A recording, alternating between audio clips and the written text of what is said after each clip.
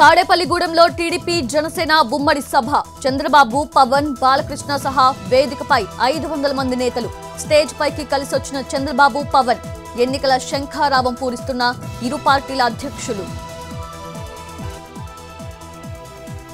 రాజధాని పేరు చెప్పి వ్యాపారం చేసుకున్నారు 14 ఏళ్ల పాలనలో శ్రీకాకుళానికి ఒక్క ప్రాజెక్ట్ కూడా తీసుకురాలేదు చంద్రబాబుపై మంత్రి ధర్మాన ప్రసాదరావు ఘాటు విమర్శలు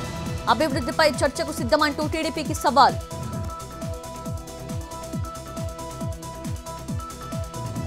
మార్చి 10న వైసీపీ చివరి సిద్ధం సభ అద్దంకి నియోజకవర్గం మేదరమెట్లలో సభకి ఏర్పాట్లు సిద్ధం సభలకు భారీ స్పందన వస్తోందన్న విజయసాయిరెడ్డి చివరి సభ 15 లక్షల మందితో నిర్వహించేందుకు plan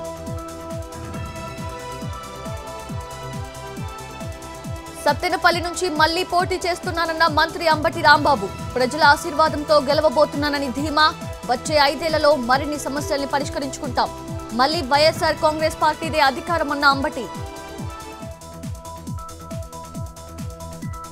YCP MLA Balineni Srinivasa Reddy సంచలన వ్యాఖ్యలు మాగుంట శ్రీనివాసరెడ్డి టికెట్ కోసం చాలా పట్టుబట్టాను సాధ్యం కాలేదు సర్దుకుపోలేదు కాబట్టే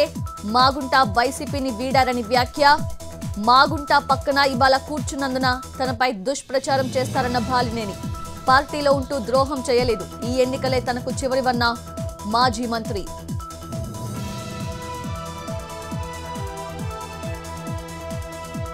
ప్రధాని మోదీ తెలంగాణ టూర్ షెడ్యూల్ ఖరారు మార్చి 4న ఆదిలాబాద్ 5న సంగారెడ్డి జిల్లాల్లో పర్యటన పార్టీ ప్రభుత్వ కార్యక్రమాల్లో పాల్గొనబోతున్న మోదీ పలు ప్రాజెక్టులకు శంకుస్థాపన ప్రారంభోత్సవాలు 4న ఆదిలాబాద్ 5న సంగారెడ్డిలో బహిరంగ సభలు హిమాచల్లో కాంగ్రెస్ పరిస్థితే తెలంగాణలోనూ రావచ్చున్న ఎంపీ లక్ష్మణ్ కాంగ్రెస్ పై అసహనంతోనే ఆ పార్టీ ఎమ్మెల్యేలు బీజేపీకి ఓటేశారని వ్యాఖ్య రాబోయే రోజుల్లో రేవంత్ రెడ్డి పరిస్థితి దారుణంగా మారుతుందని లక్ష్మణ్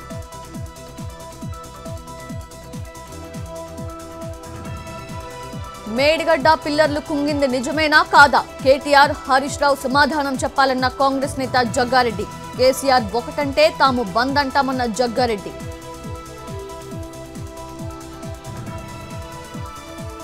హైదరాబాద్ లో తెలంగాణ కిసాన్ కాంగ్రెస్ ఆధ్వర్యంలో ర్యాలీ మోదీ హటావో కిసాన్ బచావో పేరుతో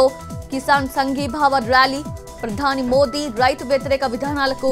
అవలంబిస్తున్నారని నినాదాలు కనీస మద్దతు ధరకు చట్టబద్ధత కల్పించాలని